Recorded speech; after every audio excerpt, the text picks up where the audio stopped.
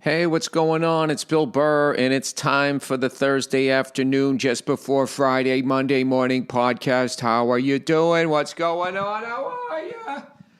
And I'm just checking in on you. How you doing? Are you feeling good? Do you got a sore throat? Are you worried about your nana? Corona. Everybody's freaking out. It's great. I love it. I have never enjoyed people freaking the fuck out more than I have with this coronavirus. This boy band level of freaking out. Oh my God, it's that so-and-so. He's so cute. Everybody acting like a bunch of fucking teenage chicks freaking out about the latest boy band.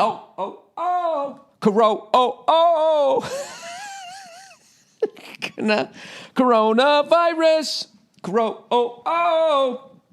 It's going to kill you. Just take some vitamin C, get fucking 8 hours sleep, wash your fucking hands, and even if you get it, you're going to ride it out. You never saw these videos of these guys getting bit by rattlesnakes and they just fucking sitting there biting down on a stick for a few days, hallucinating? They get through that. I think you'll be fine. However, please keep freaking out. It's the right thing to do. Freaking out is the right thing to do. Don't trust your neighbor. Wash your fucking hands. Huddle your kids. Keep them the fuck away from other fucking people, right? That's what you want to fucking do. Okay? And I love all these fucking assholes. Everybody's overreacting. This is completely blown out of proportion. This is what I say to all those people. And what medical degree do you have? And how many times have you been in a position of power where it was up to you to handle a pandemic? Then shut the fuck up. I don't think anybody's overreacting, to be honest with you. I don't. I like people that are overreacting. There's a lot of people overreacting, but they're dumb. You know what I mean? Like, here's one for you, okay? These fucking college kids freaking out about how they can't go back to their dormitories, right? So my first thought was, what kind of a fucking idiot wants to go to school? I don't want to go to school. You know, I guess if you're the quarterback and you're banging all these hot chicks, you're like, well, what the fuck? It's my nightclub. How come I can't go back? I throw the fucking thing through the air and somebody catches it and all these broads want to suck my dick. And I understand those people not want to go back. I understand people who, you know, maybe you got nowhere to go. I got nowhere else to go, right? You're fucking, you're from another country. You know, your parents never loved you. They couldn't wait, you know, they didn't marry for love. They had a lustful moment. You were born. They were waiting till you were 18 so they could fucking break up and send you off to school, and you got nowhere to go. I understand that, but the rest of them, I don't fucking understand, right? And then my mouth-breathing friends are like, yeah, dude, I wouldn't go to school. You know, I'd be fucking staying home, fucking playing cards with all my friends. See, right there. That's the leak in the balloon right there. Is how dumb the average fucking person is, okay? They're going to tell you not to go to school because there's a virus out there. And then what does your dumbass do? Like self-quarantine. It's not going to fucking work. People are too fucking stupid. They're too fucking selfish to even fucking understand. Oh, I'm not going to stay in my house all day. Do you know, I saw this fucking idiot, right? I'm not going to fucking interact with my neighbors. That's Gail.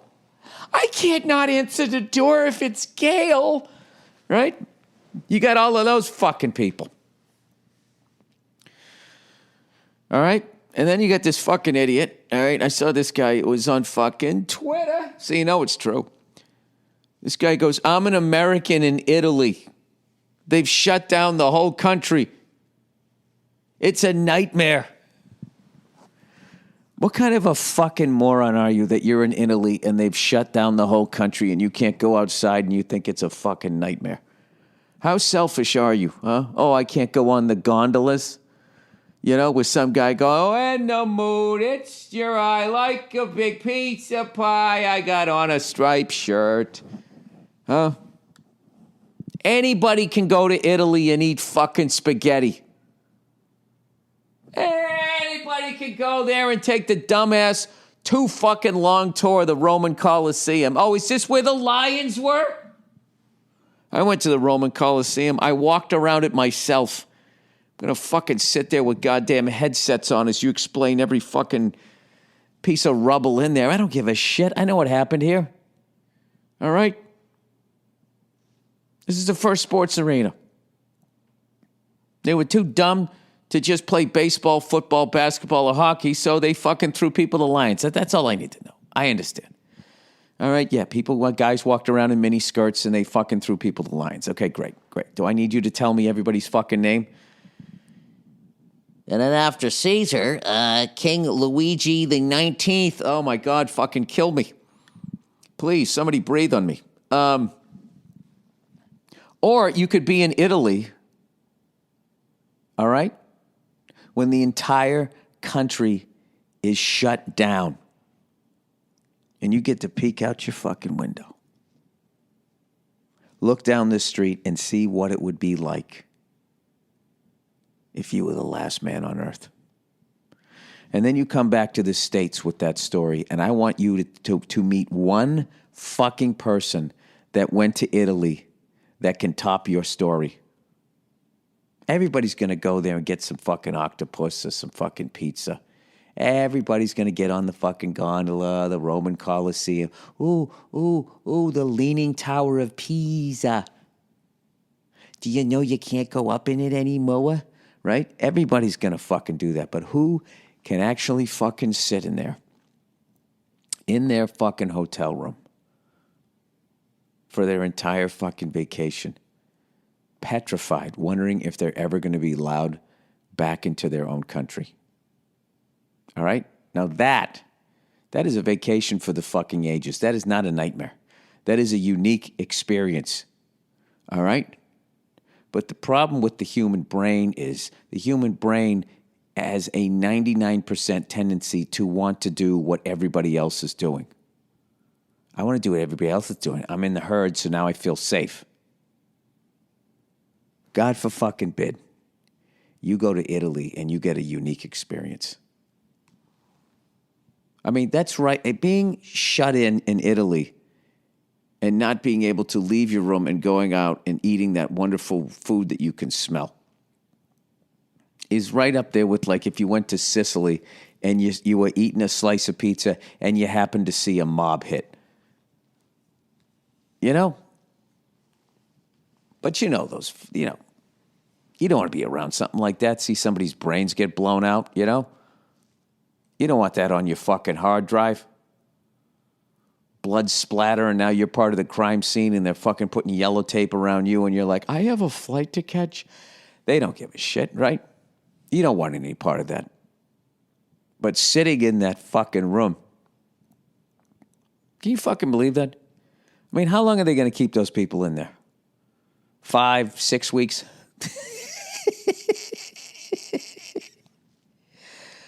I don't know. I'm usually anti-authority, but I'm gonna go out on a limb here, and I'm gonna go with the government on this one, how they're handling this, okay? Because this is how I look at the government. All right, the government wants you to stay alive because if you die, they can't exploit you anymore. So they don't want a bunch of people that they're making money off of to die. We're all assets to them. All right? As dumb as a person can fucking be, they're still taking part of your paycheck. Right? They can still put boots on you and send you somewhere to stand in the way of some shit that should be hitting them. Right? So they don't want you to die. So I feel if they think that what these precautions that they're taking is necessary, then I'm all for it. The NBA is canceling their fucking season. I think that's great. Maybe during this time off, they can figure out how they sold their souls to the super team. You know? Maybe they can figure out when their product got so fucking boring that they had to fucking play music while it was happening. That anytime there was a timeout, 50 people had to come out on the court and fucking start tumbling and jumping on trampolines and dress like gorillas and dunk basketball, like whatever, mascots, whatever the fuck is going on at an NBA game. You know, maybe they can figure out how Instagram made every fucking big man in the NBA afraid to go up and challenge a dunk. Running out of frame as the guy comes down the lane. And then all these young people, they put up highlight films like what they just saw was fucking incredible. There's no defense. I'll tell you who's never going to get the fucking coronavirus playing basketball with another NBA player is James Harden. If you ever seen that guy attempt to play defense, that guy, I bet that guy hasn't had a cold in years. Jesus Christ. I understand his game, though. He's like, my man's going to fucking score 50, but I'm going to score 52. That's how that guy plays basketball. You know? Anyways, but of course, the NHL hockey is not canceled. NHL hockey is not canceled because fighting is legal in the sport. So they're not afraid of a bad cold. How about those Bruins? They beat the fucking Flyers. I missed the game. I got to fucking go back and watch the damn thing. And I finally figured out why there was no MotoGP race at the top level. They had MotoGP 3 and 2. I watched MotoGP 2. It was also because of the coronavirus. Now, I understand in the Middle East why they're not fucking doing it. You know, they have like their leaders over there are getting the coronavirus. And that only means one thing. The leaders in the Middle East, they're out there walking amongst the people. They're not in the Pope Mobile. They're not in a house painted white that is aptly named the White House. Ever think how dumb it is that it's called the White House? The president lives in the White House. It's a house that's white. Therefore, the name is the White House. Do you realize where you'd be in the world if all throughout your academic, your scholastic career, if questions like that, I mean, if the questions of the universe were that simple? Where does the president live? The president lives in the White House. Why is it called the White House? Because it's a house and it is painted white. Johnny is showing incredible skills in class. We really feel that he's going to ascend to the top of a corporation. Okay, for all my flat earthers out there, please, please, please continue sending me shit. This is the most fascinating. I love watching these flat earth videos because it lets me know what I sounded like 10 years ago when I used to try to convince people of my conspiracy theories, which I still think I'm right about. Nothing that I have watched has even remotely convinced me that there is a conspiracy to say that the world is round so that NASA can get a bunch of money to go to space. All right? Whether the earth is round or flat, eventually we would want to go to space because that's how we are. All right? Because most men do not know how to talk to women. So what they have to try to do is top one another professionally. So if somebody flies at 30,000 feet, someone's going to fly at 31,000 feet. All right? Until they get all the way up there. Whether it's fucking round or flat, they would still go out to space. All right? And then I also love that because NASA wants to make money and fuck taxpayers out of money, that they fake all these videos and then the rest of the world goes along with it.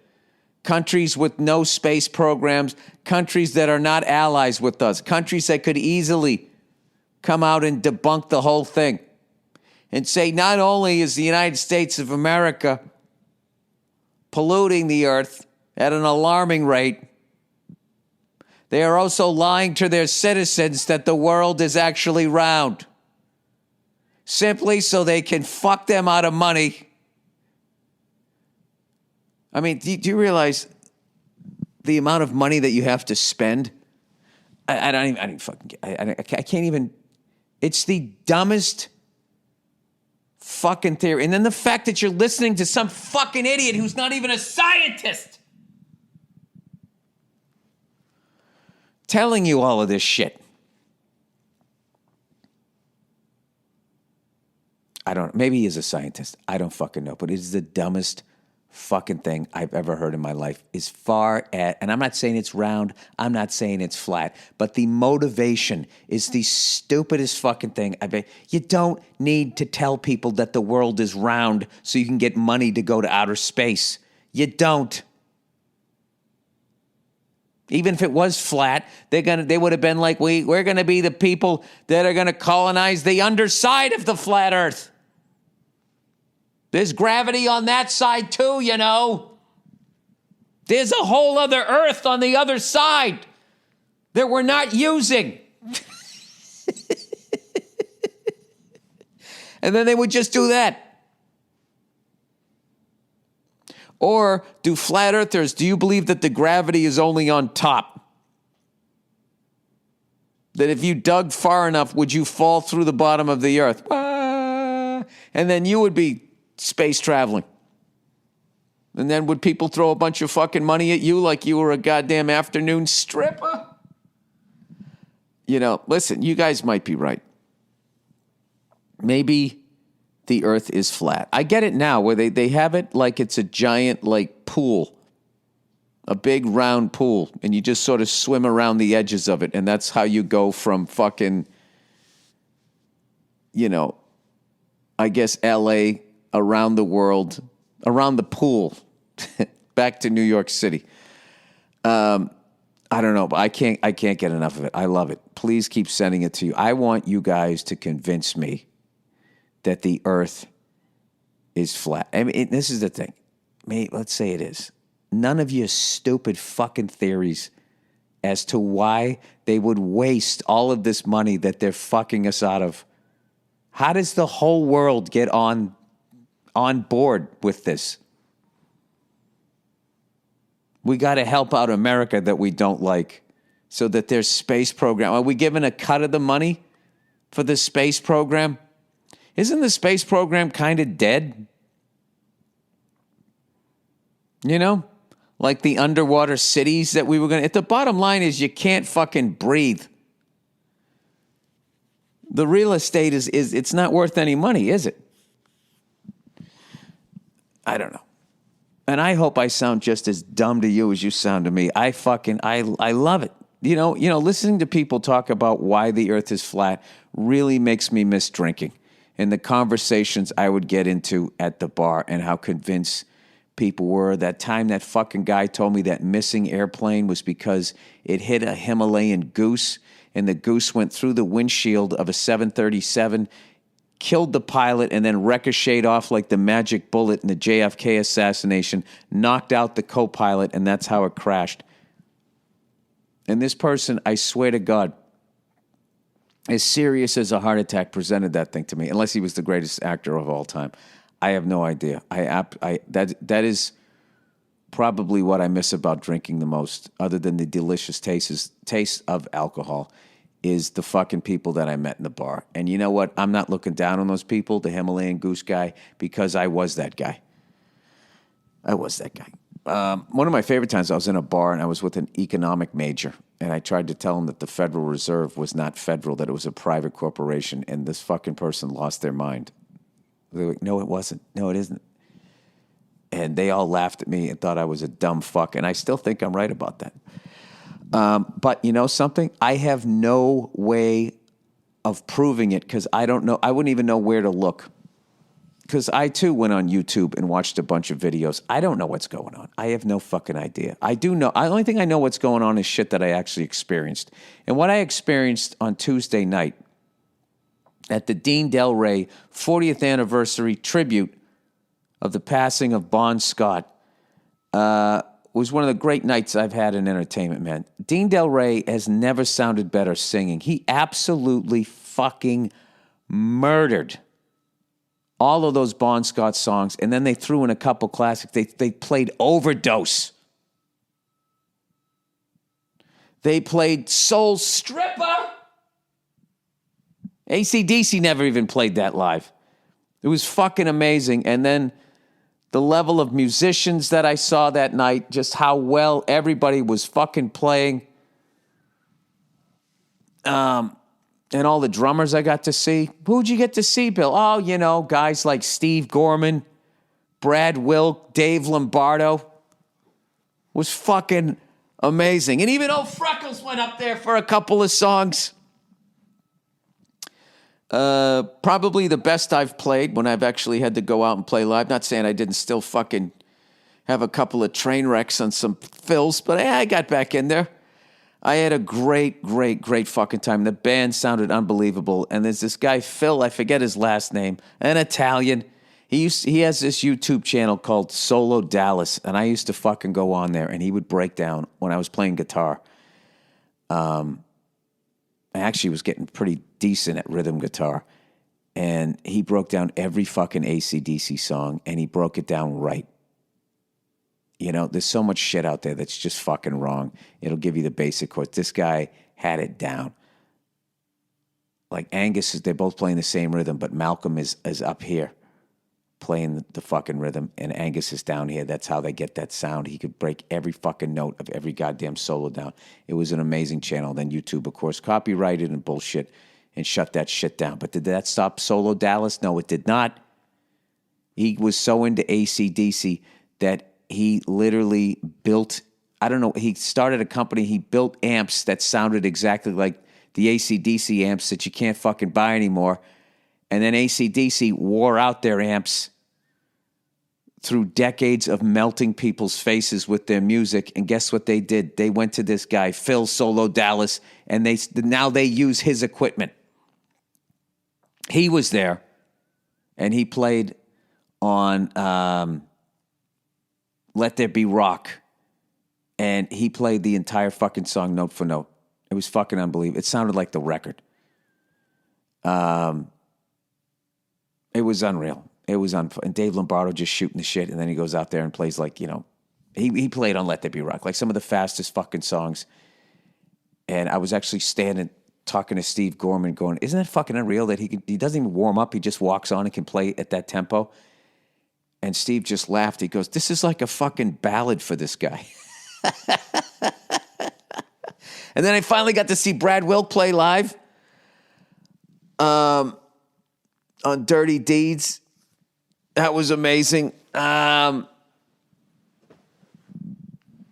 was just, the whole fucking thing was just, it was awesome. It was awesome. And I had some friends come out that absolutely love fucking AC/DC. And they just, I don't know, everybody was just like, I can't fucking believe how good that was. My favorite thing. Juliette Lewis singing the fucking Dirty Deeds, who's one of the best actresses out there. Actors, whatever the fuck you're supposed to say. And the reality is that's actually her hobby, I think. If you actually watch her sing with the band, she's actually really a rock star who kind of moonlights as an actor. Anyways, it was a fucking incredible night. It was just a fucking incredible night. And there's rumor that that's the last time Dean's going to do it. I hope that's not fucking true. But it was fucking amazing. And I got to tell you, if you play drums, okay, if you're like me and for 20 years you played inside by yourself, you're really missing out on if you ever get to play out live with drums that are mic'd up, it's just fucking unbelievable. It is such a different experience. It's so much fucking fun. In another life. I don't even care where I would have got in it. I would have done that. That's how much fucking fun it is. But granted, I'm also just dropping in for one night to do my hobby live in front of people where, there's all that other shit with being a professional musician, having to ride in vans with 3, 4, 5 other fucking people, deal with everybody's fucking personality, get fucked over by the music business, have a hit, and then have to play that song for the rest of your fucking life. I understand there's the other side of it, but as far as where I'm from, old dad band here, it's pretty fucking awesome. Anyways, let me read a little advertising here. What do we got here? Oh, Simply Safe. Simply Safe. With home security, there's two ways you can go about protecting your home. There's the traditional way. Getting a shotgun, saying, I don't know you. Repeat, I do not know you. You know, to the fucking mailman who's subbing in for some guy you're used to seeing. The traditional way, where you wait weeks for a technician to do a messy installation that costs a small fortune. Or there's the other way, Simply Safe. Simply Safe is everything you need in a home security system. It's award-winning protection. 2-time winner of CNET Editor's Choice Award. Simply Safe blankets your whole home in safety. And who doesn't want safety during this difficult time? People are going to lose their minds, huh? They get no NBA, no bread and circus. You can't go outside. I can't find hand sanitizer.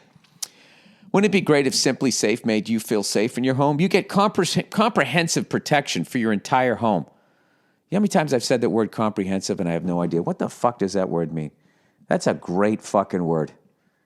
Huh? Go fuck yourself. Comprehensive definition. Comprehensive, including all or nearly all elements or aspects of something. This guy was a comprehensive asshole. Bill, could you use it in a sentence? All right, where am I here? You get comprehensive protection for your entire home. Isn't that redundant? Now, why would you say entire home if comprehensive means complete, including all or nearly all elements and aspects of something? You get comprehensive protection for your home. You get comprehensive protection for your entire home. They put entire in there for all the fucking idiots like me who didn't know what comprehensive meant. I don't know what comprehensive means, but you get it for your entire home, not just half of it. Outdoor cameras and doorbells alert you. Well, that's where doorbells are. They are outside. Why would a doorbell be inside? It's like one of those horror movies where the guy calls you up and you find out he's calling you from inside your house. Where did that doorbell come from? Is he at the front door? Oh my God, it's ringing from in the house. Comprehensively. Doorbells alert you to anyone approaching your home. Entry, motion, and glass break sensors guard inside. You barely notice it's there. But what's truly remarkable is you can set up all of this system by yourself. Anyone can do it. It takes 30 minutes to an hour tops, and there's absolutely no trade-offs to your safety. You'll have an army of highly trained security experts ready to dispatch police to your home at a moment's notice 24/7, and it's only 50 cents a day with no contracts. It's why The Verge calls Simply Safe the best home security system. Go to simplysafe.com/Burr today, and you'll get free shipping and a 60-day risk-free trial.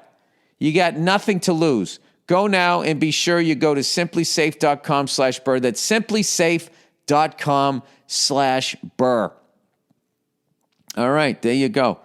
Hey, here's a couple of things I forgot to read the other day when I was on with Dean Del Rey. All right, fan road trip. Hey, Bill, greetings from Copenhagen. Oh, my God, Copenhagen, Denmark. Lovely city. I did have one hell of a cunt for a cab driver. He trashed my country because you Americans are so stupid. And I was like, oh, yeah? If you're so smart, how come you're driving a fucking cab? I'm usually polite in a fucking country, but I felt good trashing that fucking cunt. All right, after a lot of conflict with my girlfriend, I managed to get a once-in-a-lifetime trip to the U.S. with my life buddies. Won't elaborate. I made it happen this April. Yeah, who the fuck is she to what if she wanted to go on a girls' trip to fucking Morocco? You're going to tell us she can't go? You don't trust me? Is that what you're saying? You think I'm going to blow a camel? Is that where this relationship is? Right? But you want to go with your buddies. This is the thing. Women know guys are dumb. And we'll stick our pee-pees in anything that looks like a fucking hole. So she's probably right. We are three guys. One pasty redhead as yourself, one white, privileged as it is nowadays, and a black Moses lookalike of a young Isaac Hayes. Jesus Christ, this seems like this is another Netflix series. All right? We are all fans, and we were there at your show in Copenhagen. Oh, that's great. Thank you for coming out. It's a tradition to do a road trip once a year, but nowadays, and while things get serious with our girlfriends, we decided to go all in and do a 22-day trip to the States before this fun part of life ends. That's smart. This is a movie. I know you never give recommendations, but as you toured these places, I need your top recommendations for the below 5 cities. Can be a bar / place, titty bar, whatever. Why would you say titty bar? I didn't know you were going to say that. I wouldn't have read that. What if your girlfriend listens to this? How many fucking guys from, 3 guys from fucking Denmark, from Copenhagen, that are going to the United States include a redhead, a white dude, and a black Moses lookalike of a young Isaac Hayes? All right, that's your fault for fucking doing that. All right. Note that our drink tolerance is very high. All right, L.A. Where would you go to in L.A.? Oh, God, I'm a married guy in L.A. I don't know what to tell you. I don't booze anymore. What's a good bar? Think about what you're trying to do to me. Whoa, All right, let's go to New Orleans. The Governor's Palace. Dos Jefes is a great place to just fucking smoke a cigar and have a drink, listen to some local music.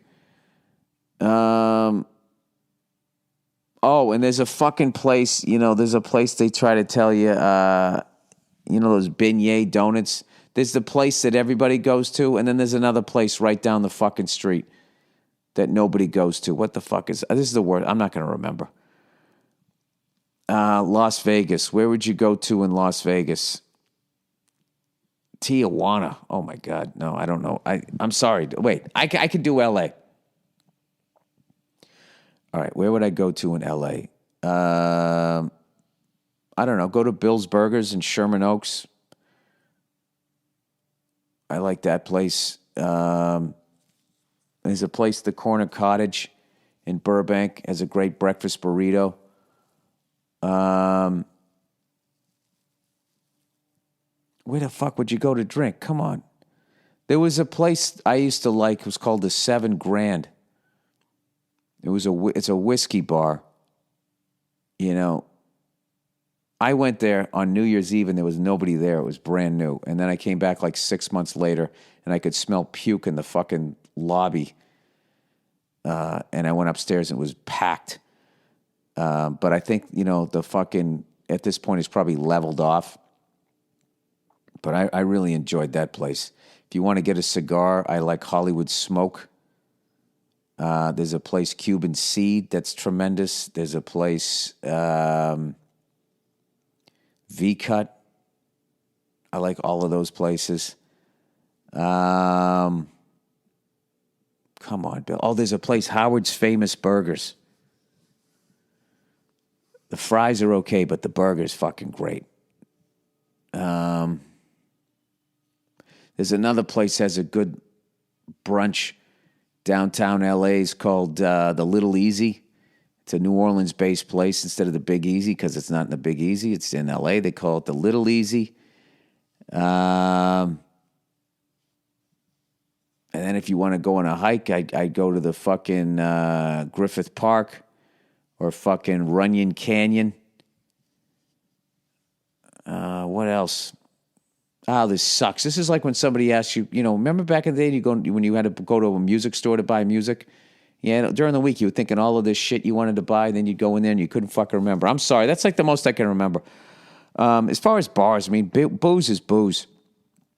If you want to go to a legendary place, there's the Frolic Room, Hollywood Boulevard. What was that other one I used to go to? There was one on Argyle I used to go to. I like Holes in the Wall, though. I don't know. As far as titty bars, I have no fucking idea. I haven't been to a titty bar in forever. I guess the famous one out here is Jumbo's Clown Room. But everybody always went there for the wrong fucking reasons. The last time I went there with my wife. my wife, because she wanted to go. She wanted to see what the fucking deal was. And we went in there. We actually saw a stripper quit on stage. So there you go. There's that. All right. Overrated, underrated.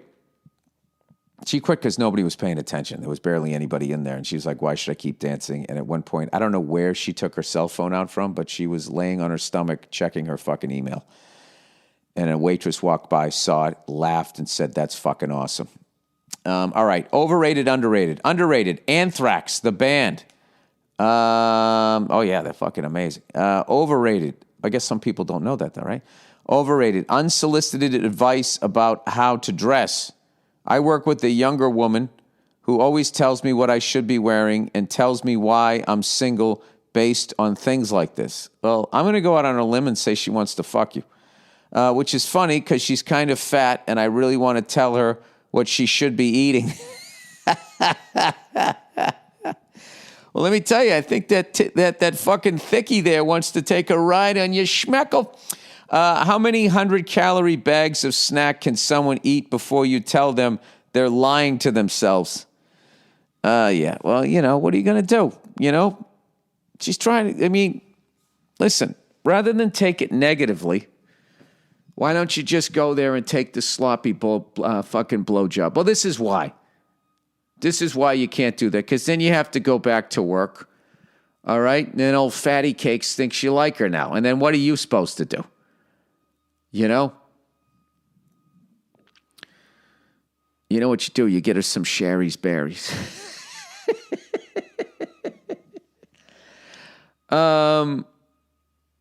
Listen. A great way to go in life, it's taken me half a century to figure this out, is to not argue with people and to go with empathy. All right? She has an issue with food. All right? She's trying.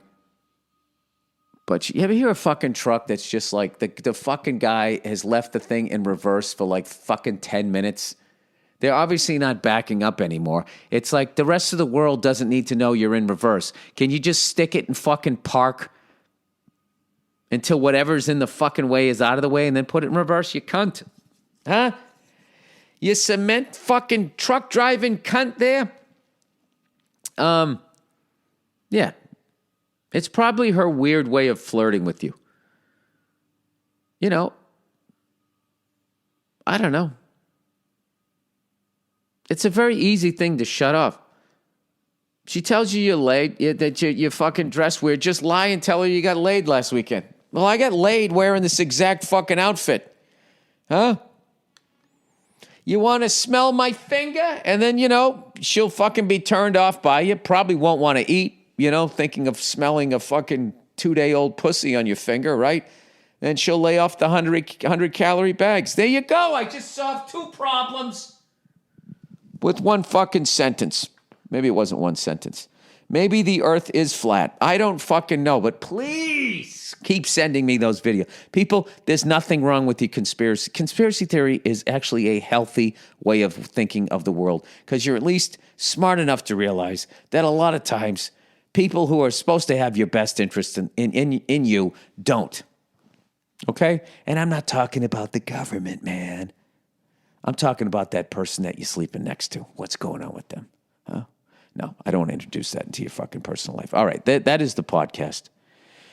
All right? Stay safe, everybody. Take your vitamin C. Wash your fucking hands. Okay? Stop touching your face. Listen to the government.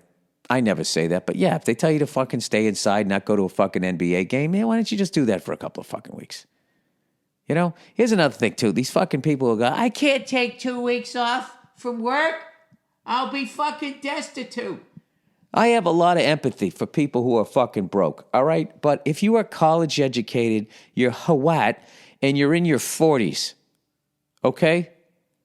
If you can't take 2 weeks off, and there's no major health issues or anything, you don't have 10 fucking kids, all right? If you're Hawat and you fucking have a college degree and you've been working for your entire adult life and you're in your 40s and you can't take 2 weeks off without the whole thing falling apart, I'm going to go out on a limb and say you fucking suck at money. You're not good with money. You need to take a money, while you're quarantined, Why don't you learn and watch one of your 52 flat screen fucking TVs in your house that you didn't fucking need? Just sit down in your room of shit and look where your money went. And just really look at shit and be like, why? I'm doing it right now. Why did I buy that? Why did I allow my wife to buy that? Easy. You're not allowed to hit him anymore. This has been the Thursday afternoon, just before Friday, Monday morning podcast. Enjoy the music picked out by the wonderful Andrew Themelis, who, by the way, is a hell of a musician himself. If you ever seen him play guitar, follow him on Instagram. He's got some music here, and then we have a bonus episode of a Thursday afternoon, just before Friday, Monday morning podcast from, I don't know, a few years ago is usually how he does it. All right? God bless you. I hope you don't get a fever. And all of you guys who can't watch the NBA, come on over to where I'm at. Watch the fucking NHL. Watch those Edmonton Oilers. Watch those fucking Colorado Avalanche, my Boston Bruins. Watch the St. Louis Blues. It's a lot of great hockey. The Flyers are a fun team to watch. A lot of fun. The Pittsburgh Penguins going to put it back together. Winnipeg Jets are fun to watch. There's a lot of fun teams to watch. Come on over. Listen to a couple of national anthems. Not one, you get an extra national anthem when you watch a lot of the hockey. All right, go fuck yourselves. Have a great weekend, okay? Stay safe. God bless you. And thoughts and prayers. Support the troops.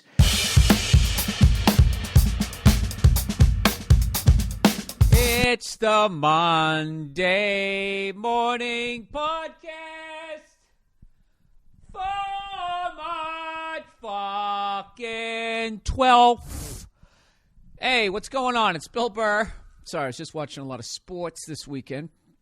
And when you watch a lot of sports, you're going to hear that song over and over again. Oh, my God, what is that song? Who wrote that? God, it's in my head. The Monday Morning Podcast for Monday, March 12th, 2012. And just to give you a heads up, we're about a month and 3 days away before you have to give all those cunts your money, right? That's just going to go to the banker cunts that nobody ever talks about. They don't talk about it, do they? They went after Roger Clemens harder than they went after anybody at AIG. You realize that?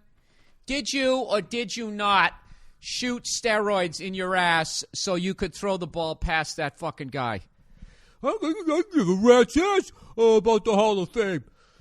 You know, I know more about that than anybody else. How come I don't have any AIG banker cards? Why don't I have some of those?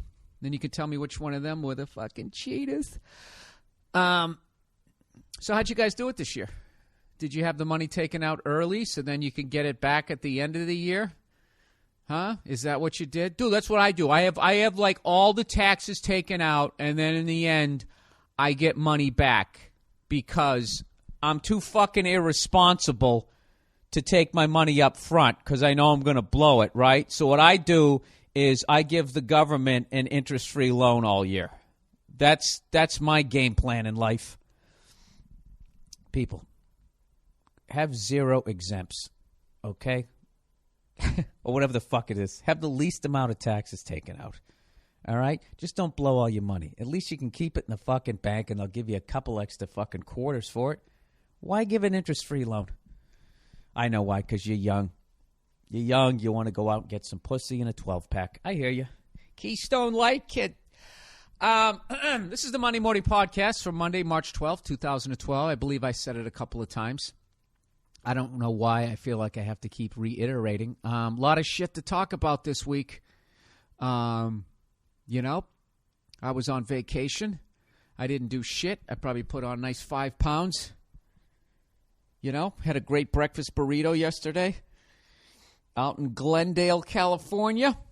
Had a phenomenal breakfast burrito, a place that I had been hearing about, and I kept asking the lovely Nia to go. But, as life would have it, we were always too busy, right? So she was doing a bunch of bullshit yesterday with her friends, and by bullshit, I mean shooting a short film. Not bullshit, but so, she's shooting it here at the homestead, so, I'm going to get the fuck out of here. So I called up a buddy of mine. We went over there.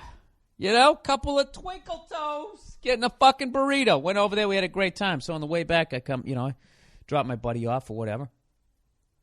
And I mentioned to Nia in between shots, I said, hey, I finally checked out that breakfast burrito place. It was fucking delicious. You got to go with the steak burrito. And she did the classic woman thing. You got one of those without me? I thought we were going to do that together. We've been fucking planning it for 6 months. All right? Yes, I went over. I was hungry. I wanted one. I did something fun without you. Yes, I did.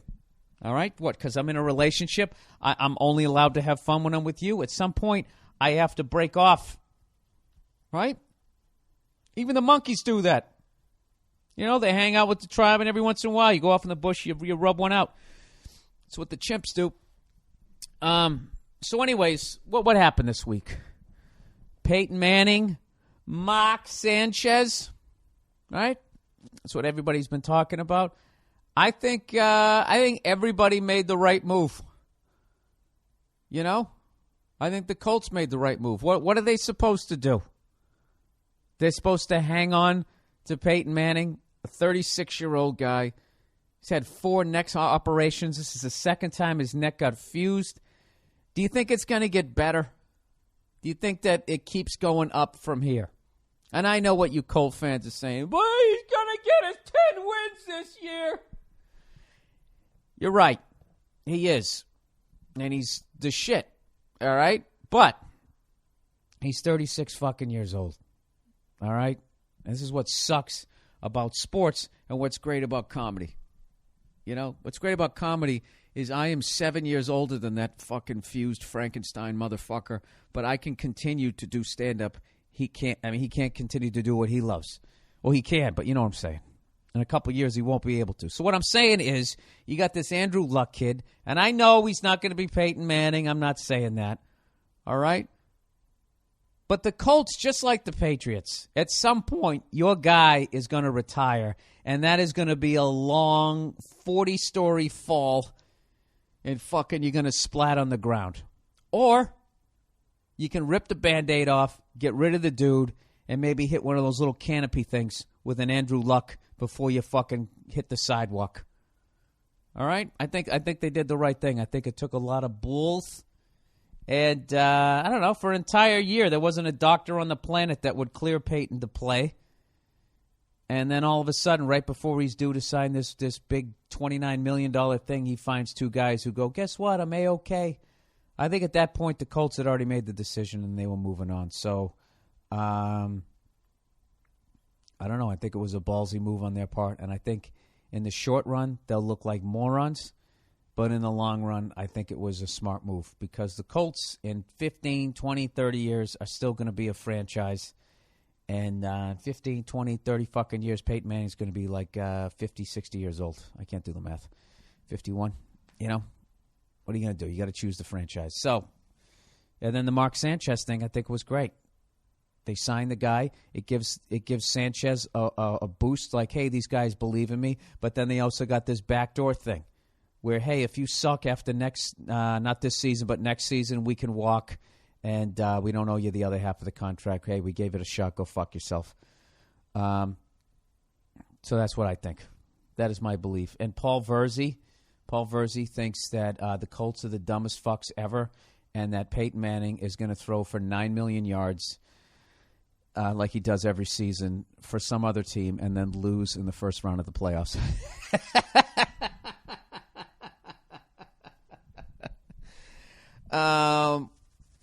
If I was Peyton Manning, I would try to go to the 49ers. That's where I would try to go, even though they're not courting him. I would be like, listen, give me a pay-a-play fucking contract. That's where I want to go. I want to be protected so we don't have protection issues, and I want an awesome defense and a great fucking coach. That would be perfect. It'd be fucking perfect. But instead, where's he going to go? Where's he going to go? You think he's going to go back to Tennessee? I still got a lot of friends down there. Right? Go to the old Tennessee Titans. Right. Who gives a fuck? I just realized halfway through that fucking whole thing, I was so goddamn sick of talking about it. So I apologize. Let's talk about the one thing that everybody showed me this whole fucking week was everybody's like, you got to check out this Coney 2012. It's about this dictator in Uganda who's, got the boy soldiers over there, and he's just all these war crimes and everything. It's like, all right, I got a bleeding heart. I'll watch this shit. And I got to tell you something. I got about 5 minutes into that video and found the guy who made the documentary so fucking self-serving and annoying, I had to shut it off.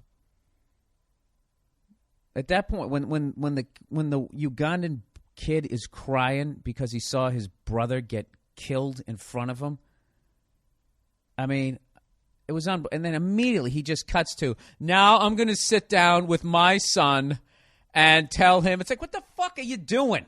The whole thing is supposed to be about these Ugandan kids, and this fucking guy starts the video off with his wife giving birth to his son. It takes you like 3 minutes before you're even in Uganda. I'm sitting there like, I thought it was a documentary. You know what he did? He did something like that big fat flounder there. What the fuck's his name? The guy there who tried to make Canada look like a utopia. Who's the guy there who never shaves and always has on a dirty ball cap because he's just like us? He's the working man. What's his name? Huh? Bowling for Columbine guy. He does the same thing where he inserts himself into the documentary and just makes him look like he's the fucking, I don't know, the goddamn Grand Poobah who has the whole fucking world figured out. This guy did the exact same thing and it annoyed the shit out of me. It didn't change, obviously, how I feel about that warlord or any of the boy soldiers things, but I mean, it didn't teach me anything I didn't fucking already know. There was a rapper who came out who was actually a former boy soldier, and I read this whole thing about him, and he was saying, like, all these gangster rappers who sit here and brag about killing somebody, he goes, that's not the way it is. He goes, if you take a life, you don't brag. He goes, it haunts you. It haunts you for the rest of your life. Something like that. I was just like, wow, I can't wait to hear this guy rap, and then he stunk. It's fucking one of the big tragedies. He had the actual stories. He had the life experience. He had the pain, and he couldn't rap. It was very unfortunate. It's kind of like me. I mean, I'm an amazing guy. I'm a good-looking guy. And, I just can't go to the beach. So that's why when you go to the Jersey Shore, there's all those morons out there because, everybody gets a gift. And if you can tan, one of the sacrifices is you don't get a personality in life. So then you go down on the beach, and then that's all there is down there. Oh, give me the fucking volleyball, right? That's all that's going on down there. And meanwhile, absolute saints like myself have to sit in the basement or the bottom floor of a dilapidated house that needs a new fucking roof, evidently. I want to go down to Home Depot and I want to buy a hatchet. And I want to chop down my fucking garage. This fucking goddamn thing. It's made for a Model T. Okay? And I don't know if you noticed the old cars. I mean way old. Auga, that kind of old. They were skinny. You sat inside the fucking wheel wells. Like the tires, you know what I mean? You know what I mean by inside the wheel wells? You know what I'm saying? Like you sat shoulder to shoulder. Hey, let me tell you something, see? Let's go down to the market and go get some flour, right? You'd be sitting shoulder to shoulder with another guy, and both of you were probably, what, like 5'3" to 5'6", and weighed 140 pounds. Why, I oughta, right? And you sat right next to each other. And then the fenders flared out, and the fucking wheels were wider. That's what I'm saying. You sat, like, you know what the fuck I'm saying. Oh, and by the way, fuck all you guys who think I'm a moron because I don't understand how planes fly. All right? We only figured out how to do it in the last 100 years. So you're telling me everybody before that was a fucking idiot? Right? That George Washington Carver who came up with peanut butter and realized tomatoes weren't poisonous, he didn't fucking know how to get off the ground, did he? You telling me Eli Whitney with the cotton gin? I didn't see him flying around. All right? I have a very poor science background, and I fucking really sat there and tried to understand the amount of shit that I actually learned this week, really sitting there trying to read up on how a plane stays up. I mean, I had to go back to, like, the fountain of youth of science. Like, everything was just like, well, air pressure. I'm like, what is air pressure? I don't even understand. I don't even get it. And I actually watched some interesting experiments One where a guy held a flame underneath a Coke can and he heated up the fucking air, which caused it to expand, right? Thus, less air was taking up more space or some shit, and then he dunked it in some cold water, and then immediately the fucking can crushed. And I had to watch that experiment 3 times to understand what the fuck was going on. That basically he cooled off the air inside, which caused a vacuum, and before the air could rush into the can, the pressure from the fucking air on the outside crushed the can. See that? I didn't know that last week. And you guys are awful fucking people.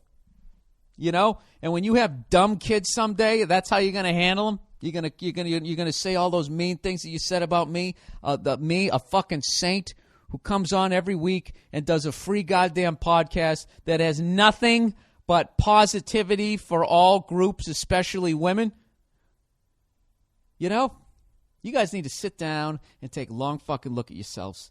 Because I got to tell you something right now. I was really disappointed in a lot of you. You know what I did the other day? I was walking my dog, right? Bo-do-do-do-do. And we went around the corner about bo-do-do-do. And I was so fucking tired. You know, I went to grab the headphones, these shit headphones that I use when I do the podcast, and they're already big enough. All right? And I already look stupid. I look like a fucking, person who's trying to get attention. But the reality is I'm just too lazy to go to Best Buy. I see it. I'm driving by, and it's like I know I need headphones.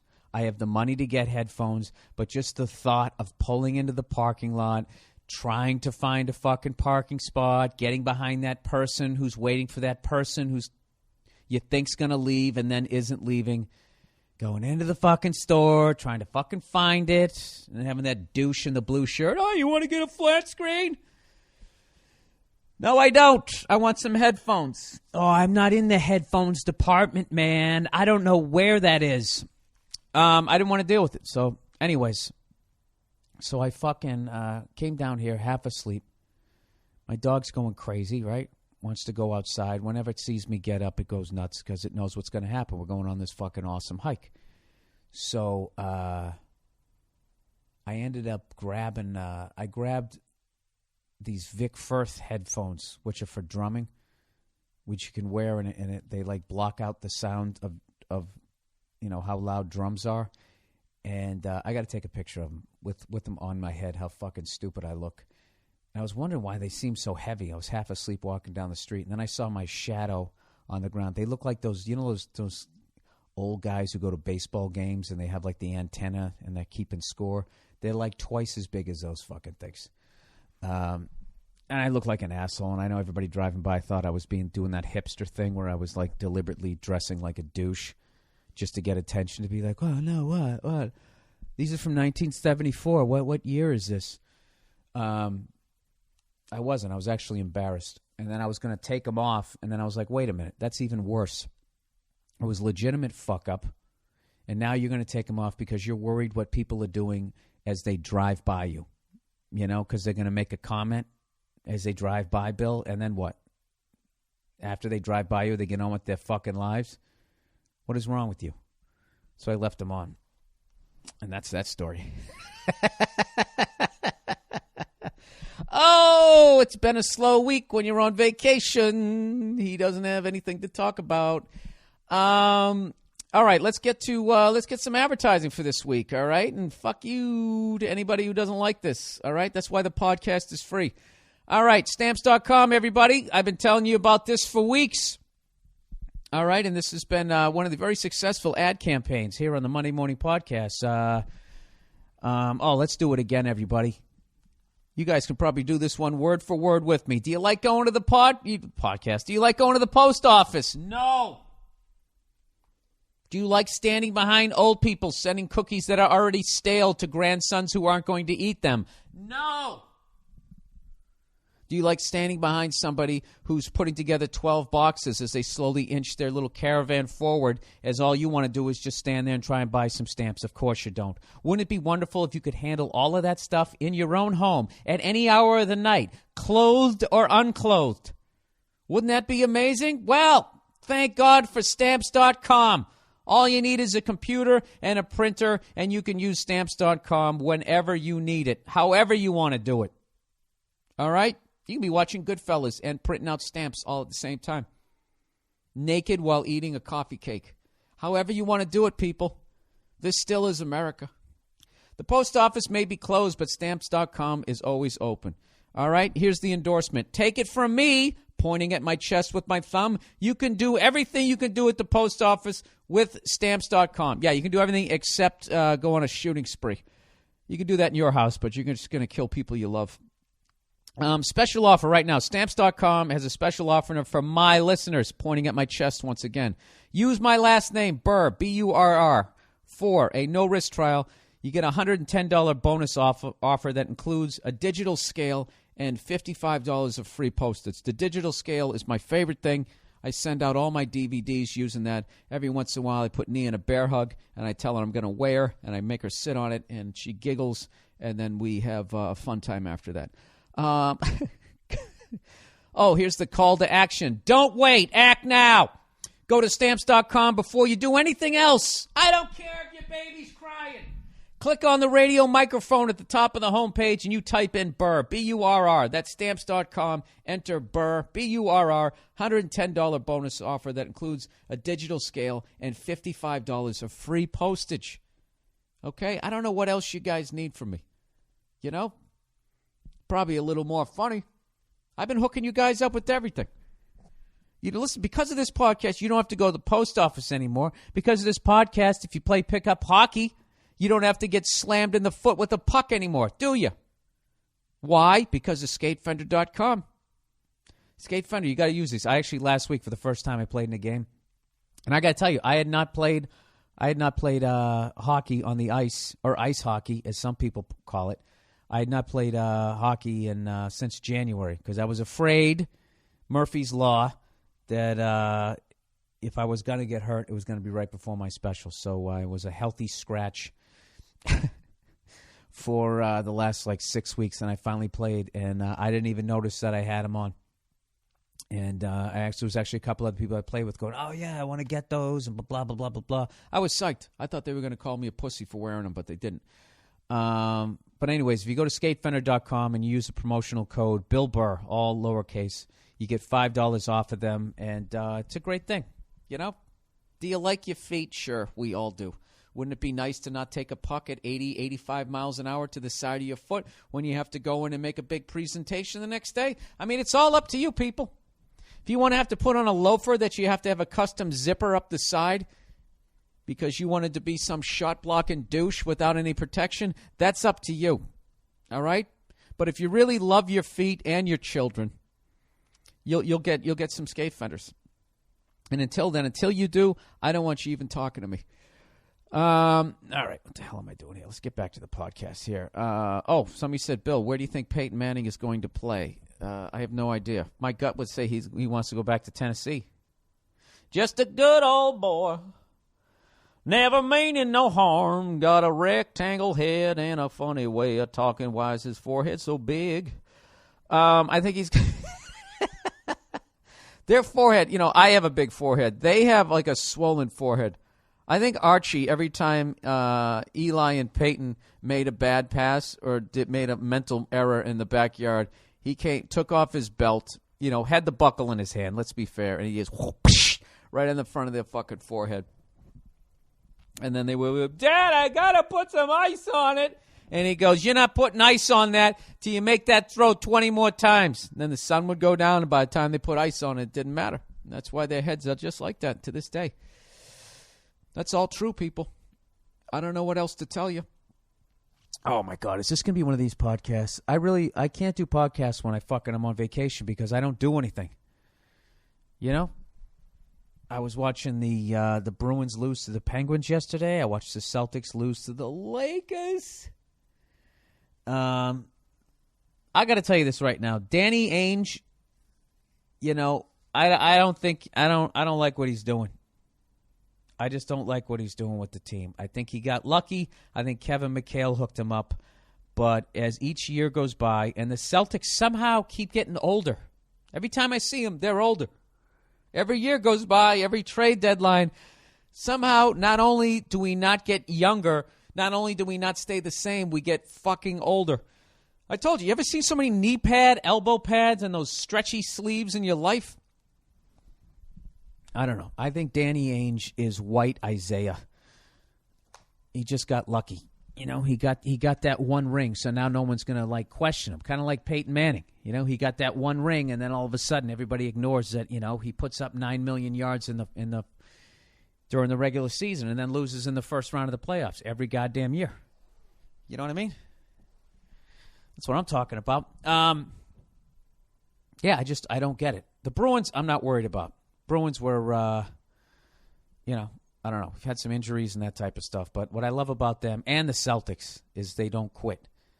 And I thought we were going to get killed by the Lakers yesterday.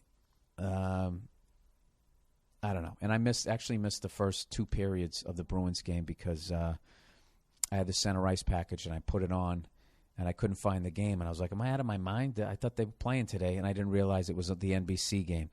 So then I went out on my mandate and I got a breakfast burrito, and then I got a text message from a Pittsburgh Penguins fan going, "You watching this game?" Which I know what that means. Yeah, that means, are you watching us kick your ass? Because, if we were up 4-1, I wouldn't have got a text, would I, Billy Gardell? Huh? Look at me dropping a name.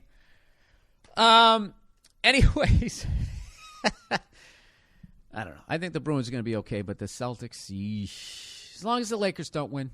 As long as the Lakers don't win and then continue to claim that, then they'll say they have 17 championships. As long as they don't have to endure that. I don't know. But it's inevitable. It's inevitable the Lakers are going to win what they consider their 17th, which is really their 16th NBA championship before the Celtics get their 18th, just because they're just a better franchise. They're a better franchise, and people want to go play for them. Dwight Howard is like dying to play for him. You know what kills me about that is because he wants to focus on his movie career. Who wants to see a fucking 7-foot love interest? You know what I mean? What, are you going to be an action hero? With your fucking head coming out of the sunroof of the car? I mean, you're 7 feet fucking tall. Wait for him to do another Conan the Barbarian movie, and you can fly in from Orlando during the offseason and do it then. Focus on your movie career. Why don't you focus on having some sort of fucking baseline move? If you had one of those, you could have already had a ring instead of letting Pau Gasol eat you up. Fucking guy is made out of, he's like I don't know what his mom breeded with, was that a squirrel? I thought that was a fox. Hang on a second. Get the fuck out of here. Hey. Get your fucking lunch somewhere else, buddy. I don't like squirrels. I know a lot of people like squirrels because they water ski on the news, but I'm not one of those guys. All right, they don't fool me with they're cute rats. Hey! Get out of there! Go on! Scram! Beat it, you fucking fuzzy-tailed. I don't like them. Not a big fan of the squirrels. I don't like things with creepy little fucking hands. I don't like raccoons. I don't like squirrels. I don't like them. I don't like how they sit up and eat and they sit there staring at you like they're sizing you up or something.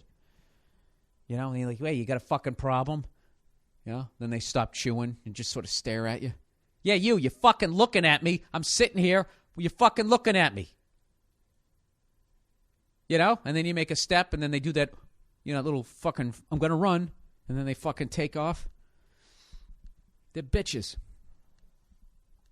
Instigators. Squirrels are instigators, and I don't appreciate them. And that's all I have to say about that. This is just one of these start-stop fucking podcasts. Dental hygiene. Hey, Bill. Oh, Jesus. I wanted some advice on dental hygiene. I listened to an older podcast, an older episode of the podcast, and you were talking about how you were a dental assistant and talking about people's teeth. I brush every day in the morning and use an electric toothbrush, but is that enough? I noticed that it's harder to brush the backs of the backs of my teeth. There you go. Way to proofread. Than the front. Do you have a routine? What are the secrets to having good teeth? I never understood this. All my fucking time in a dental office, I never understood why people had such fucking difficulty brushing their goddamn teeth. Do I have any tips? Yeah. Brush them in the morning and brush them at night before you go to bed.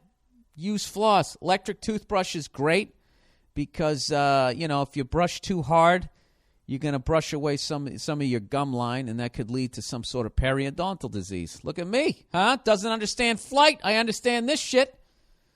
So, and if you don't want to use an electric toothbrush, then I suggest you use one of those soft bristled ones if you brush really hard.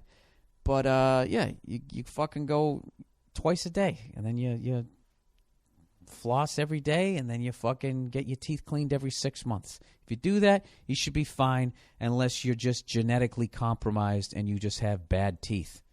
At which point, you shouldn't get upset. What you should do is rejoice that you live in this era where you can be that weak of a human being and part of this species and still somehow survive and be allowed to continue breeding. Because nature doesn't like people like you. Nature doesn't like people like you who are weak in the toothless area. All right? Back in the day, all your teeth would have fell out and you wouldn't have been able to eat. And then you would have gradually starved to death. And you know what? No one would have cared because they would have been in their little wigwam under 40 blankets because it was cold outside. And that's why the water was fresh and the air was clean back then. All right? It has nothing to do with the Industrial Revolution. It has to do with the fact that people with weak teeth are allowed to continue living. All right? And until we fucking sit down and just address the fact that weak people should not survive, we are going to get weaker as a species. And I'm including myself. I shouldn't be here. The amount of times somebody has tried to explain to me how a fucking airplane gets off the ground, like, what am I contributing? I got to be honest with you people. I've done the whole fucking, I went down the rabbit hole. I read all that conspiracy theory and all that bullshit. And I was like, these motherfucking bankers, these motherfucking Illuminati and all this bullshit. And at the end of the day, now that I've traveled and I've met all these different fucking people, I get it. I understand the Illuminati. I understand why they want to go down to 500,000 people. 500 million people. You can't fucking have too many people. The world is can't sustain it, and most people are shitheads.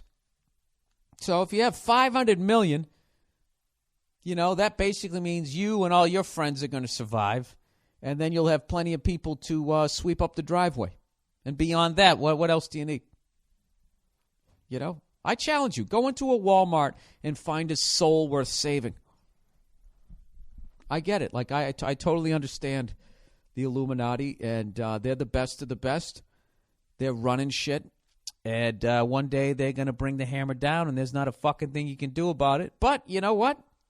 You know what's cool is when they kill you is you get to go on to the next shit, which is either nothing or something. Right? What do you think happens when you die?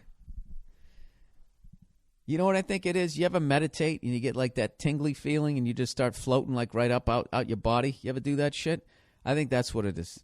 You're just floating around all tingly. Levitating above shit. It doesn't even make sense, does it? What, forever? What the fuck are you going to do forever? And then you go to heaven forever? Really? Name something you want to do forever. Other than obvious shit like be healthy and that type of stuff. I mean, wouldn't it get boring after a while? Wouldn't you then, take little trips down to hell like you going to Tijuana, for the weekend? Go down there, get a couple lap dances from all those whores that God didn't want to save.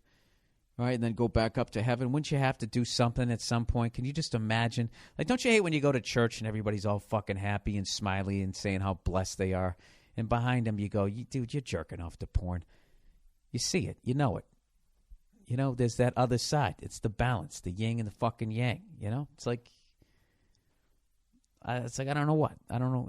It's like it's a man and a woman. A cheeseburger and a biscuit. Right? You know what? I got to tell you something. I was eating a lot of salads this week. All right? And I got to give something up to the old vegans there. Just as far as like, some people like, you need to eat meat and that type of shit. And then you got other people going, we were never meant to eat meat. Our teeth are like horses. They're straight across. So we should be eating leafy greens and beans. I got to tell you something, man. I think vegans are right on some level. Just hear me out. You go out and you go get a big steak dinner with some potatoes, and you go down there. You go fucking eat like John Wayne. Lee Marvin. You go down there, okay? And the next morning, okay? When you're sitting there fucking grabbing the bottom of the bowl underneath you, trying to get that stuff to come out of you. Right? You fucking go out and get yourself a vegan lunch. If you just did that once a day and then ate like John Wayne, I think you'd be fine. Because I'm telling you, I don't give a fuck what you eat the rest of the day. If you go down and you get one of those fucking yoga pant breakfasts, all right? One of those things that you have a yoga mat on the back of your chair, And when people say things to you, the way you emotionally react is you open your eyes wider, Did you know they're having a bake sale down the street and you just go, with your fucking eyes? I'm telling you, the next day, like, there's no problems. You just wake up and that train's coming through. Fuck, I couldn't think of a good song to be singing. Moon River. It's ridiculous. So there's got to be something to it. And I know what you're thinking. Bill, you can still eat a steak, but you have a salad with it instead of a potato. Because when you have potato with red meat, all the starch is what makes it not digest. Shut the fuck up. You know what I'm saying. Dude, I eat like those vegan at those places. And like when I leave, I feel amazing. Like I'm floating out of there. I'm energized. Yet relaxed. I go down to a steak fucking place. All right. And you still feel good when you walk out of there, but it's more like, You're walking out of there holding onto the banisters. You're walking down the stairs. I was actually talking to somebody yesterday on my mandate, and, we were sitting there drinking, eating fucking wings and shit. Like, well, I don't even know what the fuck we were watching at that point. Because this stupid shoot took all day long. No, sorry, the shoot that I totally respect took all day long. And I was just sitting there, I was talking to him, because I've never had a shot of that Johnny Walker Blue. And I walked into a liquor store yesterday, see how much a bottle was. It was like $200. It's like, oh, go fuck yourself. But I still want it, right? And we were just sitting there talking about that shit. And I was just like, something I just realized that was really depressing. It's like everything I really enjoy kills you. Steak, whiskey, cigars. My fucking truck's killing me. The goddamn exhaust. I got to warm it up because of the carburetor. Right? And I have it in my garage. And I gotta wait till it like gets all warmed up so I can drive up my fucking stupid driveway. That's at a fucking 90-degree angle. It was designed for someone to drive a goat cart down. Everything I fucking like. So I need to eat more leafy greens, people. That's what I'm saying. Hey, you know something? If you get a good one, it's just like anything else. Because there's bad steak places. Those steak places where if you have to put any sort of like steak sauce on a steak, that person doesn't know how to cook it. You know what I mean? That's one of the biggest insults you can do if you go to a steak place and they put the steak in front of you. You have a couple of bites and you go, "Hey, can I have some A1 sauce?" Which I swear to God is like cologne with a little mesquite in it. Like, I don't understand fucking A1 steak sauce. That is the worst sauce. I mean, how could it be good? How could a mass-produced steak sauce be good? That's like, you start doing that, you have like a fucking, that's when you just have some giant, I don't know what, vat of the ingredients. You got like a dump truck comes in to pour all the sugar in. It just, you can't fucking do it. You need a little old lady making it, in a little pot and then sticking it in a jar and selling it out of the back of her fucking rusted out Corvair or something, right? What am I talking about? Talking about steak sauce, everybody. I'm trying to say how I want to fucking, I want to eat better. That's what I want to do. You know what's great about eating like that too is then you don't have to go to the gym as much. You do push-ups, a couple of pull-ups, and you're ripped. You don't have to fucking go down to the goddamn gym and work off whatever. Shut up, Bill. All right, summer plans. Bill, summer is around the corner. Do you have any special plans with the lady? I have a couple of plans this year, and neither involve my woman. One of my on my bucket list is I want to go to the Galapagos Islands, and I've decided that I'm fucking going. I don't know when, but I found someone who knows a bunch of shit about animals, so I can go there and not have to worry if a Komodo dragon charges me. I want to do that. Other than that, what are my special plans? Oh, yeah, I actually do have some special plans, but I'm not going to tell you what they are. You fucking weirdo. I'm going to tell you where I'm going. Yeah, Galapagos Islands at some point. Go ahead, go down there and wait for me. All right, chick advice. Hey, Bill, I'm 25, and I've been listening to your podcast for a year now, and I really enjoy it. I want to get your advice on my current situation. I could have assumed all of that because I'm arrogant, and why else would you write in? Okay, after a lot of failed relationships, I wanted to try a new approach of meeting women. I met a 21-year-old girl through my sister-in-law and figured she was interesting and pretty enough to consider for a serious girlfriend. We started hanging out as friends so I could be sure that I was, in fact, able to be friends with her before I made a move to something more serious. Things have been going well for the last 2 months, and we get together a couple times a week to hang out and do stuff. Well, last week, I finally decided that I wanted to make my move on her.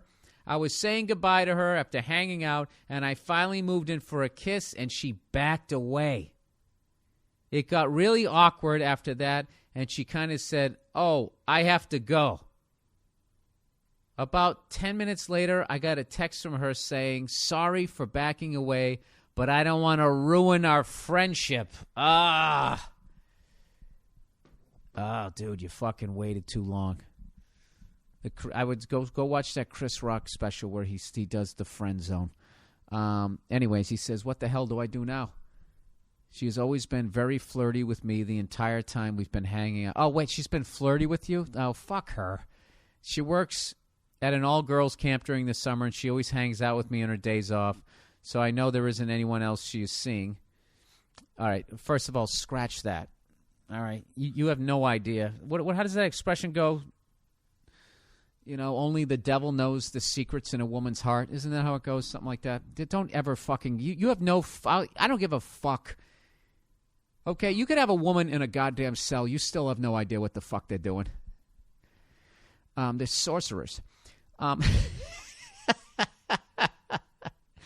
Anyways, am I to believe she is so naive to think that we were just hanging out as total platonic friends? The only reason I could think why she would do that is because I am agnostic and she is a semi-religious girl. What do you think I should do? You know what you should do? Fucking walk. Robert De Niro in Heat. Just walk away. All right? Just walk away. This is what you do. All right? This girl's being all flirty with you and all that type of shit. She gets your dick hard. You're trying to be a gentleman. You don't try to fucking finger blast her on the first date because you think she's special. All right? So 3 days after flying kites and going on picnics, you go in for a kiss. She pulls off. I didn't want to ruin the friendship. Give me a fucking break. She knows what the fuck she's doing. All right? She's toying with you. So this is what you do. This is the best thing that you can do when a woman does something like that makes you want to go out and eat fucking sheet metal, is you don't give them the emotion that they want, which is they want you to be upset. And I don't know why. I don't know fucking why, but she wants you to be upset. So this is what you do. Okay? You just say, "Oh yeah, hey, I didn't know what I was doing. That's cool. Whatever." All right? And then she's like, "But I still want to be friends." And be like, "Yeah, absolutely. We can totally be friends." All right? So don't try to fucking bang her anymore. Don't blow her off so she has no idea what you're doing. Just keep hanging out with her, whatever, doing this and that. And then what you do, just start fucking working out. You get jacked, right? And then on the side, you start talking to other broads. And then one day you show up with a fucking goddamn hickey on the side of your neck. You know? And then you fucking just don't even address it. What's that? I was hanging out with some girl last night. So what are you doing today? And you mind fuck her right back. You fight fire with fire. That's what you do. Get on with your life, sir. Fuck her. That's it. All right? That's it. That's what I feel. My solution is always the same. Okay? Is whenever a girl does some shit like that, all right? Or if a girl breaks up with you or anything like that, and if a girl still wants to be friends with you after she broke up with you, don't. All right? You get the fuck away from her. Hurt locker. Okay? Put on your bomb suit and fucking walk away. Don't be the hero. You fucking walk away. Because they just want to keep you in their life as they slowly get over you and just constantly be taking a steak knife and shoving it into your heart. Fuck that. All right? You get away from them. There's no point being around this girl. So right now, this girl just tried to mind fuck you. So if you do automatically just cut off being around her, she's going to win on some level, and she'll actually get some sort of level of satisfaction that you reacted that way. Because even though you think you're saying fuck you, what you're really saying is I actually cared about you, and that's going to feed her goddamn ego. So don't do that. So just be like, yeah, I don't know what I was thinking, you know. Yeah, you can't blame a guy for trying. That'll annoy her, like she's just some piece of meat you took a swing at. This is such terrible fucking advice, but you know what? I believe in it. This is how I've lived my life. If you want to end up like me, 43, not married, no kids, that's how you do it. You know what I was actually thinking of? Maybe adopting one of those Ugandan kids. It's the perfect fucking thing. You can do something beyond that douchebag who made the movie, is you can actually help one of those kids. The kid's already 12 years old. All right? Then you only have to be a parent for 6 fucking years, and then he graduates high school. All right, man, have at it. Good luck to you. See you at Christmas. Don't do any drugs. You know, then I can catch right up to all these other parents. I have a 13-year-old. Oh, I have a 12-year-old. Yes, I do. Got 3 of them. I got 3 of them. I don't even need a pit bull anymore. These motherfuckers can load and unload a gun with their eyes closed. That's fucking mean. But it is what it is. Why the fuck did I go from that goddamn broad? Yeah, so forget that girl, all right? I don't know. Yeah, just whatever. She wants to hang out. Yeah, hey, let's hang out. And don't be weird around her. Don't be weird. Hey, sorry about that. I don't know. I was an idiot or whatever. That's what you do. That's what you do. All right? And then what you do is start talking about some other girl.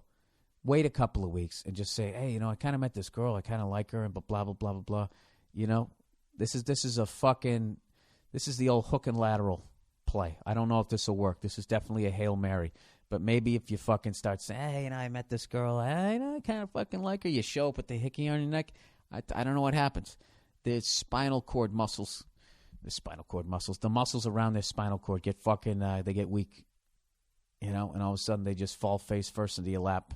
Sometimes that happens, you know, but you're not going to know unless you try it. All right? Don't be Chris Webber and be looking to pass the fucking ball here. You want to take the shot. You understand me? So that's what you do. Sometimes I say this shit, and I step outside of myself, and I just realize what a fucking moron I sound like. But I don't know. For some reason, you guys listen to this shit. So, whatever. Good luck to you. I just tapped out of that one. What is it, 47 minutes in? 47 goddamn. What is it, 2 in the afternoon? There's daylight savings. Like we're a bunch of goddamn farmers, and we have to get up early for the crops. Is that what it's all about? Last week, by the way, I went out and I did some investigative reporting on the, investigative cell phone pics of the Colonel Sanders sign. And this is what I found. The one in Koreatown, Colonel Sanders definitely looked a little more Asian than he does the usual plantation owner. Oh, Belvedere, come here, boy. Right? And so I was convinced. I was like, God damn, Nia was right. But somebody else wrote in and said, Bill, I've always thought that the Colonel Sanders looked Asian. I think the older logo for KFC has a more ethnic looking. What is? I don't understand. What is ethnic? Does that just mean non-white? Am I not ethnic? I don't fucking understand that. Oh, I guess because I'm mixed. Is that what it is? I'm just a mutt.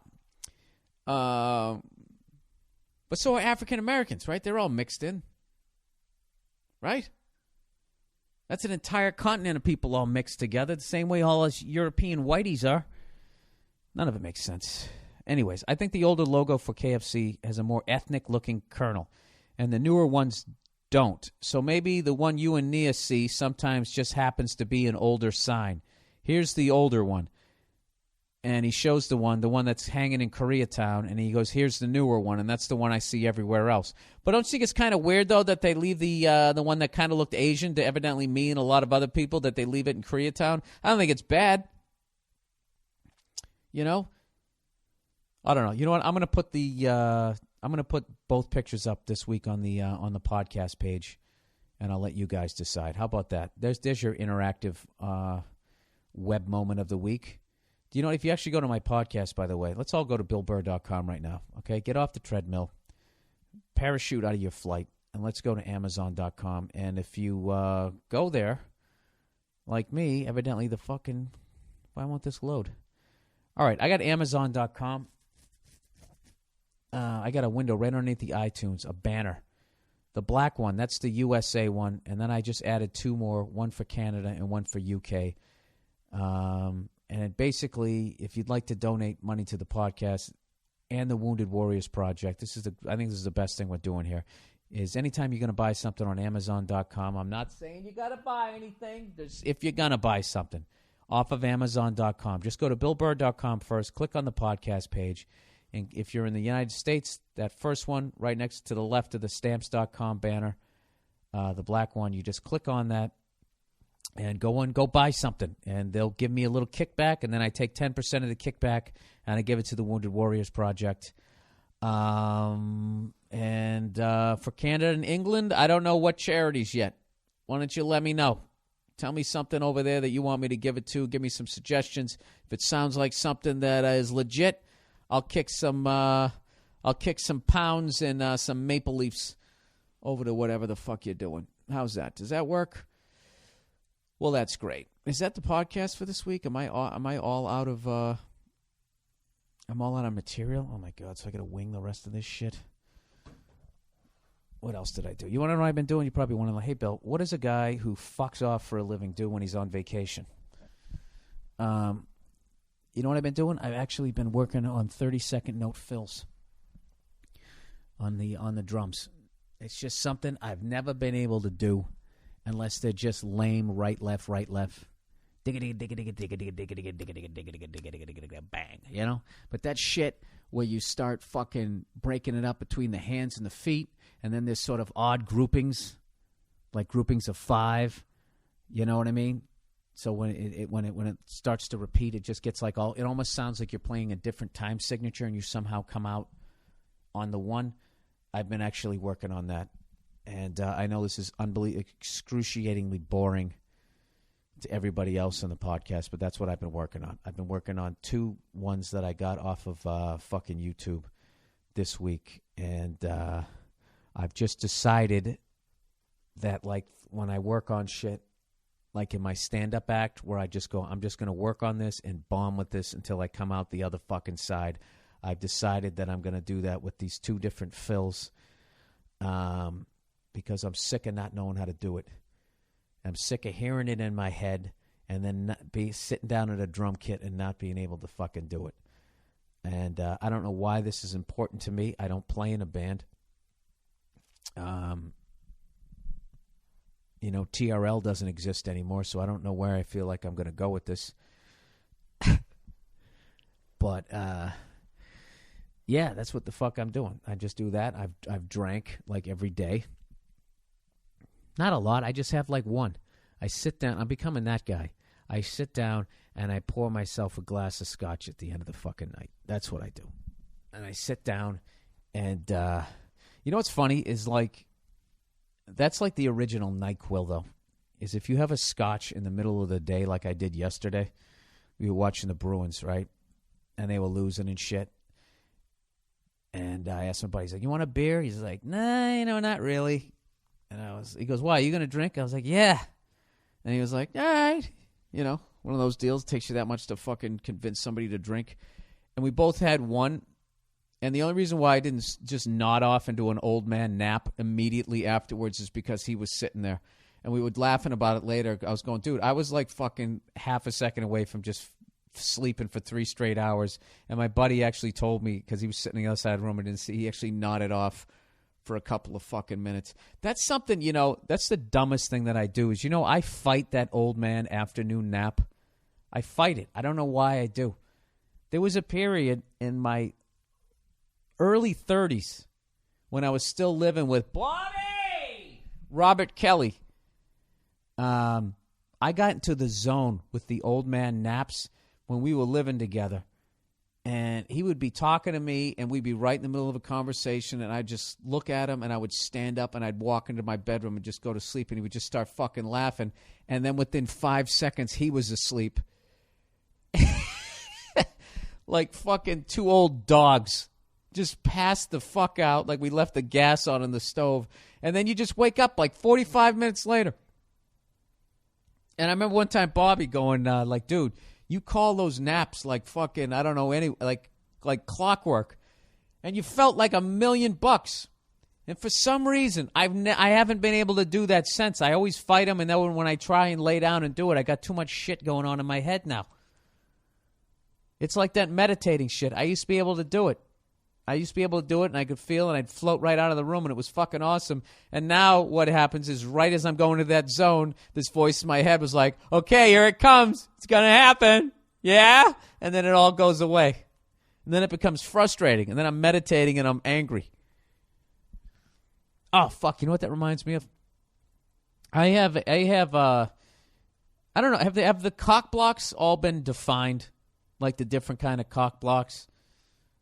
I don't know if there's names for them, but I got a new cock block for you. This cock block is very special and a very obvious one, and I think like this happens all the time, but for some reason I've never heard anybody name it. So I'm gonna kick off the creative process. I call this guy the announcer. That's the name of this cock block. This is what happened to me. I did a gig in Jersey. And at the end of the night, these 2 girls who waited to be at the back of the line came up and they said, hey, you want to go out and get banana pancakes? Making a reference to my joke, saying if I wanted to go out and hang out with both of them, right? And the second they said it, I was like, holy shit. Here's something I never had. Here's a 2-on-1, and I can't fucking do it because I'm with Nia. Who's kidding? No, cool. Not because I'm with Nia. It's because everybody's got a cell phone fucking camera and I get caught. Honesty! No, I couldn't deal with the guilt. But I'll be honest with you. And I would say this if Nia was here. If 2 fucking 10s came up to me and said, let's do this, yeah. Fuck it. Let's do it. I never did it. Fuck it. So anyways, so they said, hey, you want to go out and get bananas and pancakes or something like that? And then this fucking guy like 10 feet away just goes like, uh-oh, what's going on over here? You know those guys? Like if a girl just comes up to you just like, I've always loved guys in green shirts. And you're thinking like, holy fuck, this is going to happen. There's some other guy like 5 feet, hey now, look out. And just makes the whole fucking room look over at you. The fucking announcer. Fucking cockblock motherfucker. Who would do that? If I was standing there and I heard 2 girls say it to a guy, I'd be like, God damn, it's going down, right? Side of my mouth, that lucky motherfucker. I wouldn't be, oh! She wants to put it in her mouth while the other one watches. I mean, why would you do that? The fucking announcer. And if you have a friend like that, all right, the only way you can still hang out with him is if he goes out, if you guys are going out trying to meet women, he has to wear one of those old ABC bright yellow Monday Night Football sport coats. And if the girl's, why is he wearing that? You'll see. You'll see. And that would be the funniest fucking thing ever. Like, if he couldn't figure out the joke and he just thought the coat looked good, and just the whole night you just saw him anytime you heard in the 10 feet away in the bar, hey now, what's this all about? And you just look over and you see this guy dressed like Howard Cosell, and you'd be like, oh, that's the announcer. He's the he's the guy. He can cock block from he's almost like a sniper. If he wasn't so fucking loud, he's at the same distance as a fucking marksman, but he kills it with loudness. Oh my God, did that guy fucking annoy me? Hey, Nia, come here. Come here. She just came in shaking her head. You are beyond loud. What? I am beyond. Come on over here. I was just telling that story where that guy cock blocked me with those two chicks out in Jersey, when they would just go. What do you mean cock blocked you? I told you this story. No, but you're making it seem like you were gonna do something, and then you No, cock blocked. no, I wasn't going to do something. This is the thing. But I just admitted. Just a general cock blocking. Yeah, but this is what I did admit. If they were both 10s, I would have. Really? I would have done it. I never had a fucking 2-on-1. And you know something? Would you be that mad if they were both smoking hot and the cell phone video got out? The video doesn't even need to get out when you got the announcer there. The guy, he just literally goes like, yeah, we'd like to get bananas and pancakes with you. And he said something like, whoa, what's going on over there? Nothing? You're a jerk. Why am I a jerk? Silk pajamas. Huh? You are. Talking about cock blocking and 2-on-1s? What kind of podcast is this turning into? You know what? It's turning into a very honest podcast. I was very honest. I said this. Good for you. This is the thing. I said I couldn't deal with the guilt unless unless they were both 10s. If they're both fucking 10s, give me a break. Let me tell you something here. If you hooked up with Brad Pitt, there's only so mad I could get. Oh, really? It's fucking Brad Pitt. Okay. Yeah. Good to know. Okay. You know what? If I just said some generic But good-looking guy. If I just said some generic good-looking guy, and you just said that would have scared me. But the way you just acted like you had Brad Pitt's phone number, that doesn't scare me. Oh, really? Okay, it's going down. What if it's the regular guy version of Brad Pitt? Is that okay? Like he's just as good. If you want to go live out on the street and get the fuck out of this house, absolutely. But you're allowed to have some sort of crazy 2-on-1? Yes. That's bullshit. No, it isn't. It is. If you just, because you're thinking on it on like a very basic level. But if you really think about it, just think about it. It makes sense. Bill, you're not going to try to mind fuck me into thinking that it's okay for you to have some sort of 2-on-1 and I can't. It's not going down like that. Yeah, but God, women are beautiful. We lust after you. It totally makes sense. You guys find like dicks are weird. They're gross. It's all hanging out there. It's disgusting. You don't want that. You know nothing about you don't want that. Which has been proven time and time and again in your stand-up and in your podcast. But that's another discussion. You know what? You just set yourself up like you were going to make some huge point, and then you just tapped out. You know nothing about women, but that's just another discussion. And I just don't want to even get into that. So now what? You just give me the face? What are you doing today? Lazy? Huh? What do you mean lazy? Nene Kubrick? Yeah.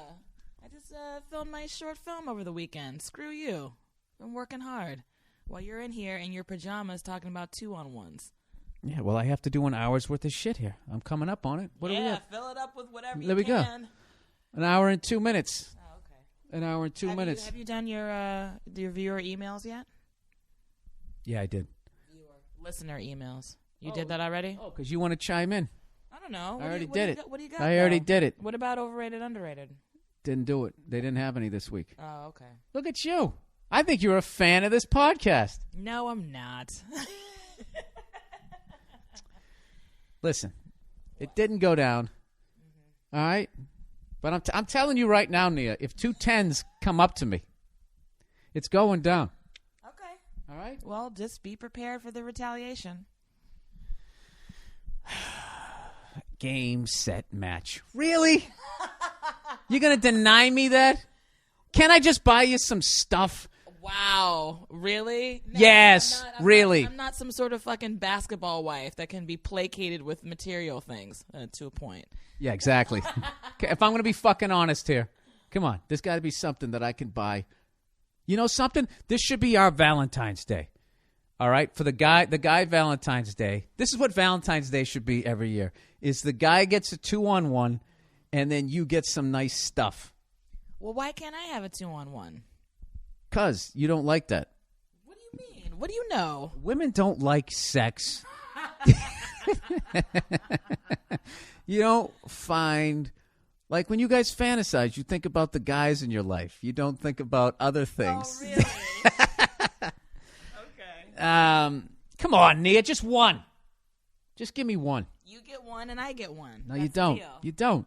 Well, then forget it. Because you don't want one. What do you mean I don't want one? You're just being childish. No, I'm not. Yeah, you are. You think you want to hook up with Jake Gyllenhaal and Brad Face, whatever the fuck his name is, Brad Pitt, Brad Face Pitt. You just think you do. See, you know what I think about me is like you have to hook up with somebody famous. I'm actually just regular people. See, I'm down to earth with this shit. See, that's what I'm saying. You like stuff. You like shiny things. No, I don't have to. This is the deal. I get a 2-on-1, and you get some cracked up face old man in Vegas like Robert Redford, like I used to be good looking when Nixon was in office. No. That's not how negotiating works. Now you got to come with something else here. No, I think we should both get an equal opportunity thing going on. Yeah, but this isn't an equal relationship. Why is it not an equal relationship? Because if I wanted to, I could pin you down to the ground right now and tickle you until you passed out, and there's not a fucking thing you can do about it. That has nothing to do with anything. That's how the world works, Nia. Why do you think America's on top? Because we're right, or because we can blow you up more times? So it's your physical presence. That's what makes it like an unequal relationship. Yeah, because I can beat you down. Well, maybe you're physically stronger, but I'm mentally stronger than you. Oh, snap! And I'm smarter than you. Yeah. So whatever physical power. Let me ask you this: you have are trumped by my mental fucking Goliathness. So suck on that, Red. Why do you think you're smarter than me? Oh, that was good though. You got a good one in, and now you're storming off. I taught you well. All right, that's the podcast for this week, everybody. I hope you had a good time listening to it. Go fuck yourselves. Don't take any shit over there. And, oh, wait. I forgot to announce my dates for the week. Where the hell is it? Go to BillBurr.com, hyping it once again. You click on shows. I am going to be, here's some new ones. Last week, I told you that I was going to be at the DuPont Theater with the Police, the DuPont Theater in Wilmington, Delaware. I'm going to say this in a black accent. I'm going to be at the Music Hall in Troy, New York on March 31st. That first date was March 30th. The Tarrytown Music Hall, April 1st, one of my favorite gigs. I've only done it once. I think I actually did that gig, but I only headlined it one time. I have Concord College in New Hampshire. Oh, my God, he's not in Old Orchard Beach. Come on down to Concord College. I guess you can get tickets because they're telling me to hype it. So that's April 27th. And then we're all the way into June, everybody. June 15th, 16th, and 17th. I'm at the San Jose Improv. The Improv in San Jose, California. 15th, 16th, 17th. Jump on that fucking trolley. Take your life in your hands. Come on down to the club. June 29th, 30th, and July 1st. I will be at the Improv in Ontario. I'm in Ontario, California. You fucking guys better show up. And I know what you're thinking right now. Yo, what you got against Ontario, fucker? It's the traffic. It has nothing to do with Ontario. It looks like every other part of California. It's a bunch of fucking strip malls and stucco houses. I haven't been out there in a long goddamn time. Oh, you motherfucker. Ontario. That is a deal breaker right there.